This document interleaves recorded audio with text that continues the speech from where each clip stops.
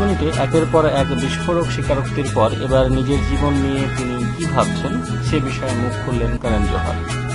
করণ নিজে মুখে বলেছেন তিনি ভালোবাসা দিতে চান, সন্তান প্রতিপালন করতে চান, কোনো না কোনো দিন সন্তানের বাবা হতে চান। আর এই প্রয়োজনীয়তা হালে সবচেয়ে বেশি উপলব্ধি করছেন করণ।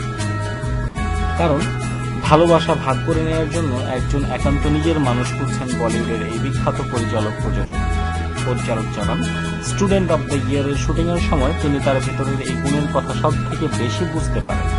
এবং এই ছবি তৈরি হয়েছে 5 বছর আগে, কিন্তু এখনো ছবির নায়ক নায়িকা আলিয়া, সিদ্ধার্থ, বরুণরা কি করছেন সেদিকে কড়া নজর রয়েছে তার।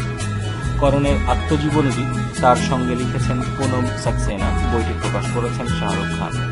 বইতে করণ তার বেড়ে ওঠা, প্রথমে বলিউড ইন্ডাস্ট্রিতে যোগ দেয়া নিয়ে তার মনের ভেতরে থাকা দ্বিধা সব বিষয় নিয়ে খোলাখুলি কথা বলেছেন।